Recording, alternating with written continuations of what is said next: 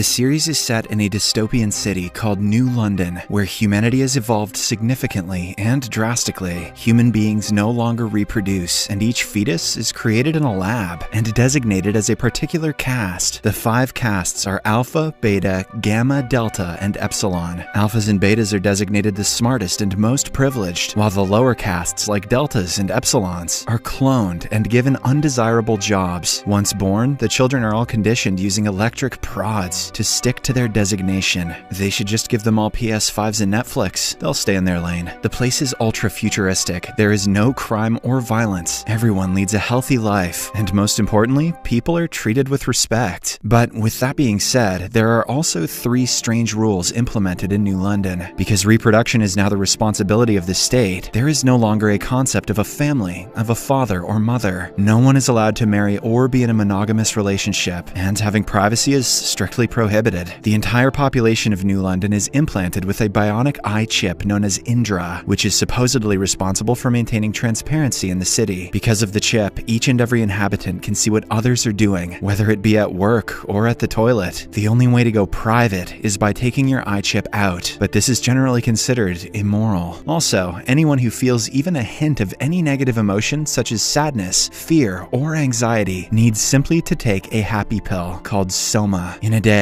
one might even eat 100 Somas. Thanks to this pill, New London prides itself as being the only city in the world where no one is sad. At the start, we are introduced to one of our protagonists, Lenina Crown, a Beta Plus inhabitant who works as a microbiologist for the New London government. One day, while she is busy with work, she is suddenly summoned to an Alpha Plus Bernard's office. Since one has to obey their seniors, Lenina quickly heads there, and on the way, we get a glimpse of the beautiful and futuristic city. When she arrives, Bernard warns her that she's breaking rules and being selfish by exclusively sleeping with another Alpha Plus named Henry. When Lenina denies this, Bernard simply pulls up a projection showing all 22 times she and Henry had slept together in the past few weeks, demonstrating the no privacy rules. Before leaving, Bernard suggests Lenina be more careful next time and hands her a Soma pill to relax. Next, we are shown an advertisement of the Savage Lands. The Savage Lands is considered a theme park to the members of New London. It is the place where natural-born humans who refused to sign up to the New London Project 200 years ago continue to live. People in the Savage Lands have relationships, get married, and even have children. That said, they're all extremely poor and live in rundown communities far away from the glitz and glamour of New London. People out here don't take Soma, they just try to survive, but they also have more freedom. But for the people of New London, the savages are just a means of amusement, just like a zoo. They even perform different derogatory tricks to amuse their advanced counterparts. Meanwhile, in New London, Bernard is ordered by the director of New London, Ed, to go and have a look at an accident. On reaching there, Bernard finds a large crowd gathered around a corpse who has apparently fallen from a tall building. The deceased is identified as an Epsilon cleaner. Strangely, another Epsilon, CJack60, is seen grieving his friend as if he has developed some feelings. But before anyone says a word, Bernard distributes Soma to the entire crowd to cope with their trauma from seeing the body and sends them all away. Everyone wants to believe he just fell from one of the balconies, but Bernard starts to wonder if something more sinister occurred. If he did not fall, could he have jumped? Considering everyone is supposed to be happy all the time, the idea of committed the unthinkable is unheard of. Following this, he heads to his good friend, Wilma Watson, who is also the head of pleasurable parties in the city. She is responsible for arranging erotic night parties, where the inhabitants of New London can come and relieve themselves. Bernard tells her about the deceased Epsilon, and how he may have committed the unthinkable, but Watson rebuffs his claims, claiming that it's impossible. She also asserts that even if an Epsilon starts thinking on their own, the Soma pill will never allow them to become depressed and commit such an act. The series then cuts to the Savage Lands, where we are introduced to our other protagonist, John. He is a hardworking and honest man who works as the props manager for a savage circus. However, he is often bullied by his boss and other colleagues for being weak. He lives with his alcoholic but caring mother, Linda, who stays at home all day, waiting for her estranged husband to return. John always tells her to forget about the past and move on, but she doesn't want to. That night, as the two are sleeping, John wakes up when he hears someone outside. He grabs a weapon and slowly opens the door, only to see his best friend Madison and a bunch of other armed people there. And before he can say anything, the strange people apprehend him and take him away. Shortly after, John is taken to a secluded place where the leader of the group, Sheila, introduces herself. She reveals that her people are a resistant cult who are adamant adamant on driving out the New World scumbags. Here, we get to know that a minority of the Savage Lands have become tired of being treated as animals by the New Londoners. Hence, they want to put an end to it all. And since John works for the props department, he's in charge of loading the fake guns. Sheila wants him to load the guns with real bullets so that they can massacre the next batch of New Londoners. Scared, John says that he can't do it, but Sheila warns that if he doesn't, he and his mother will be hunted down. Elsewhere, Bernard is still disoriented and confused by the visions he saw earlier that day. Hence, to relax himself, he takes his eye chip out for a while. But as soon as he does so, the director of New London, Ed, calls him to his office. There, he tells Bernard that he is unfit to be an Alpha Plus because he is not assertive and demanding enough. He also reprimands Bernard for acting private and suggests he take a vacation to the Savage Lands to clear his mind. That evening, a slightly upset Bernard runs into Lenina and shares everything that transpired with him that day. He also reveals that he has started experiencing feelings like loneliness, and that is why he is being sent to the Savage Lands. Lenina empathizes with him and decides to help him out. She agrees to go to the Savage Lands together with him. The next morning, they board a rocket, which takes them to their destination in less than 12 minutes. Take that, Bezos. When they reach their hotel, the receptionist briefs them about the different tours and attractions that they can partake in Savage Lands. In particular, Lenina is taken aback by the strange customs here, like getting pregnant, driving vehicles, fighting with each other, and even taming animals. After this, they board a tour bus and spectate different savage events, which are incomprehensible in New London, like the push and pull at a department store, marriage, and faith in God. On the other hand, a reluctant John is forced to load the real bullets into the gun, fearing that the cult members will go after his mother. Even his best friend, Madison, starts ordering him around. A while later, the last show of the day, the House of Monogamy, commences, and all the New Londoners, including Bernard and Lenina, are seated in the audience. For a while, things go as usual, but when it's time for the prop gun to fire, a real bullet comes out and kills a person. The audience still thinks it's part of the show, so they watch in excitement. But soon, some cult members get up from their seats and start shooting at everyone. They kill many New Londoners. And seeing this, Lenina finally realizes that something is wrong. She quickly grabs Bernard and runs away from the place, while barely avoiding the gunshots. But unfortunately, just as they reach a bit further, she realizes that Bernard has been shot in the chest and that he is losing consciousness. Somehow, she drags him to a nearby residence and starts crying. And to make matters worse, the cult members arrive outside, looking for them. John spots them and gets ready to alert the other cult members, but when he sees the innocent couple, he surprisingly changes his mind and decides to help them. Shortly after, John brings the couple to his house, where his kind mother, Linda, tries her best to save Bernard. She takes the bullet out from his body and gets ready to stitch his wounds, but just then, John's friend Madison arrives outside. She has come looking for the final two New Londoners because apparently, someone saw them fleeing in this direction. John quickly hides them in the attic and welcomes Madison inside. He promises her that he doesn't know about the New Londoners, but Madison is skeptical. She starts searching around the house, and suddenly, Bernard gains consciousness and starts wailing in pain. Enraged that she has been lied to, she points her gun at John, but fortunately, Linda stabs her from behind and kills her.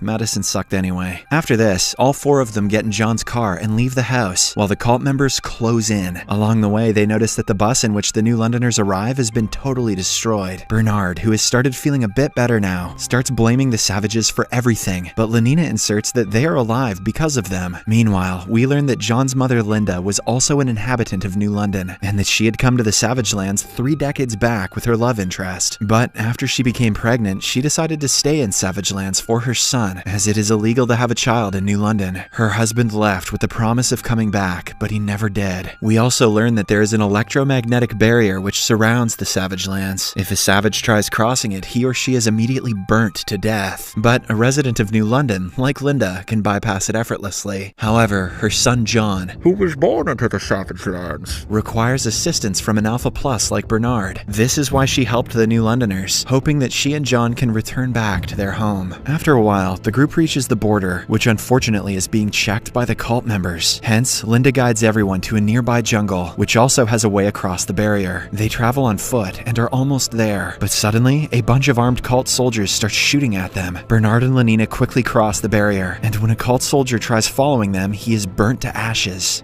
What an idiot. Seeing this, John hesitates to go, giving the cult soldiers ample time to take a shot. Fortunately, Linda pushes him over the line, and John gets out of the Savage Lands without being burnt. This is possible because both his parents are New Londoners. With this, all of them escape the place, while the cruel cult leader, Sheila, stares at them. Unfortunately, when they board the rocket, John realizes that his mother got shot while trying to protect them. As she tells them to watch out and take care, she slowly succumbs to her injuries. In the next scene, the group is returned to New London, and using the highly advanced medical services, Bernard becomes completely healed. However, Lenina feels strange and is ridden with guilt and sadness. Even the Soma cannot help her. It appears as if she has started garnering feelings, something which is not possible in New London. On the other hand, John has been kept confined in a room where he keeps screaming about his mother. Ed and Mustafa Mond, the most intelligent person in all the land, observe him closely and deduce that the savages are extremely weak when it comes to dealing with someone's demise. While Ed wants him to suffer, Mond is empathetic and decides to let him integrate into New London for his heroics. At last, she lets him out of the room, and John glances at the advanced city for the first time. The next morning, the integration of John begins. Ed and Mustafa Mond assign Bernard with the task, as he knows the savage personally. However, things don't quite go as planned. John is scared of even the basic amenities like the elevator, the tall skyscrapers, and even the Soma. He rejects all of them and just remains silent. After a while, a technician approaches him to measure his eyeballs for the implementation of the Indira chip. Surprisingly, he realizes that John has a very rare eyeball, which only an alpha exotic person has. Alpha exotics are the rarest and the best of all inhabitants, and only 0.01% of New Londoners have ever been found as such. Despite this revelation, John refuses to have the implant, and while Bernard is away, he sneaks out of the room. He then ventures into the main hall, where all the people are amused to see a savage. They call him names and stare at him, until John freaks out and runs away. He then heads into the Epsilon section, where all of the opinionless people are having breakfast. Seeing John scared, the Epsilon with feelings from earlier, CJack60, who for some reason gets to use his gamer tag as his name, invites him to his table and offers him his dinner. Surprisingly, John loves it, and the two start bonding. However, their interaction is cut short when the director, Ed, barges into the room and disperses all the Epsilons. He then convinces John to come along with him, claiming that he can take him to a better place where he truly belongs. John, who is scared and confused, agrees. On the other hand, Bernard is also looking for John, and he decides to stop by Ed's office for a quick chat. Strangely, on the table, he finds Ed's eye chip, which implies that he has gone private. Since Ed is also an alpha exotic, he quickly takes out John's eye chip from earlier and compares them. Lo and behold, the two implants match, revealing that John's estranged father is none other than Ed himself. He quickly heads to his fellow Alpha Plus, Henry, and reveals this, but the latter doesn't believe it, and instead criticizes Bernard for sneaking into the director's office. Elsewhere, Ed takes John near the sea, where a rocket is waiting to take him away to his land. John is a bit skeptical because if the cult leaders find him again, they will lynch him to death, but Ed reveals that there are thousands of other cities like the Savage Lands, where people have built civilizations. He knows this because he ventured to several of them, including the Savage Lands. Hearing this, John realizes that Ed is his own father, who never came back after conceiving him. He demands answers, but Ed doesn't seem to care. As a result, John gets angry and starts a scuffle, which ends with Ed accidentally falling off the cliff to his death. But since he had left his eye chip in his office, no one saw the incident. Soon, John rushes back to the city and stumbles upon one of Watson's pleasure parties. He sees hundreds of people dancing and gets scared, but just then, the partygoers notice him. They surround John and get ready to have their way with him, but fortunately, Bernard arrives in the nick of time and rescues him. With this, John finally starts trusting Bernard, and he even eats a Soma pill given to him. Meanwhile, after the incident at Savage Lands, Lenina has started behaving strangely. She is always lost in her thoughts, rarely goes out with her friends, behaves rudely sometimes, and even tries to keep herself from taking the Soma pills. In one instance, she has some fun with the Alpha Plus, Henry, but dominates him, as if she is the Alpha. Let's go. On the other hand, Mustafa Mond tells Bernard that their director Ed accidentally fell to his death. Bernard obviously doesn't believe it, and instead reveals that he was actually John's father. Surprisingly, Mond already knew of this. She mentions that this is why they have to integrate John into their society as soon as possible, because it is the least he deserves. Bernard agrees, and before leaving, he promises to handle the situation well. To start with, he takes John to the Children's Learning Center, where a bunch of kids are now learning how to play a game. Expectedly, John is not interested, but still, he sits around as the kids don't stare and judge him. After this, Bernard takes him to the pleasure party designer, Watson's place. He introduces the two, but surprisingly, Watson already knows about the savage. In fact, she is very aroused by him because of last night's encounter where he attracted a lot of people. She wants to have fun with the savage, but Bernard tells her that John is very emotional, and that's why it wouldn't be a good idea. Instead, he promises to bring him along to that evening's pleasure party. Elsewhere, Lenina goes to play tennis with her best friend Franny. In New London, people play only for fun and not competitiveness or prizes. However, Lenina, who has completely changed her behavior, humiliates her friend before walking out of there. She then reaches her room and eats several Soma pills to calm herself down. At night, the pleasure party commences, and Bernard takes John there. He plans to teach him the ways of interacting